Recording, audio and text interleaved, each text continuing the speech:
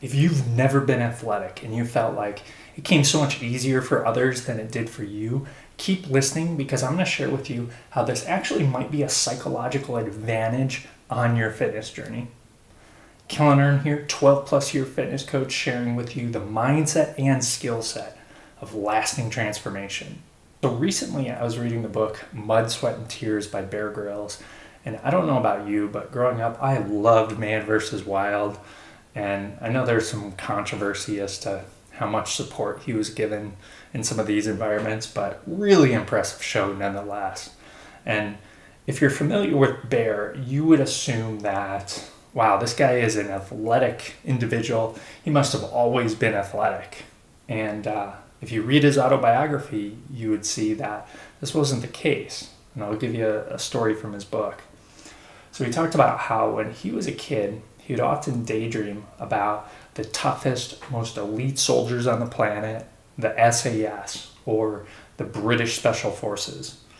And he would often think to himself, would I have what it takes?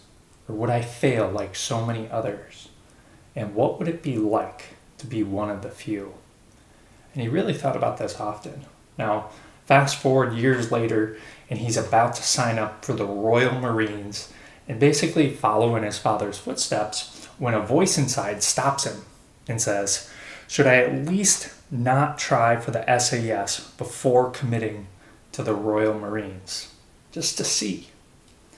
And he thought about this for a moment, and then his fear kind of took over, and he kicked up a bunch of reasons as to why it wouldn't work and why he wasn't cut out for it. Because, according to Bear, he wasn't naturally gifted. He had to work at it and hard. And he had friends that were much bigger and stronger than him, some of whom didn't even have to train. So all this really made him doubt himself. And, this is the same story when people start their fitness journey. Many people will hesitate. They'll compare their journey to other people's, and they'll doubt themselves. And they'll come up with excuses like, oh, it's not a good time, or life's too busy, I have a bad knee, I'm not a good runner, I'm not athletic. And these may be legitimate, but the question is, what are you going to do about them? See, Bear realized that not being a natural athlete was actually an advantage.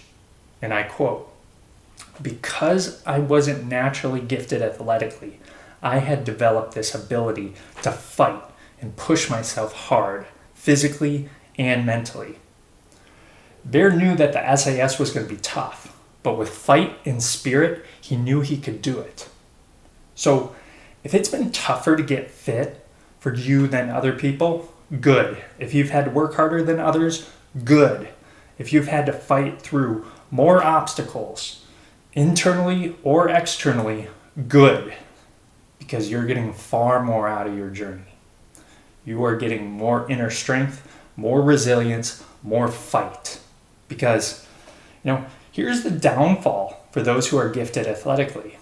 So, sure, they may get a head start, but very, very often they don't go beyond that, or they don't go much beyond that. They tend to rest on their natural athleticism, but they don't test to see how far they can take it. Now, for those who aren't naturally athletic, they don't have that choice. They don't take their natural abilities for granted, so they push themselves to higher and higher levels because deep down they have learned that's how they make things happen.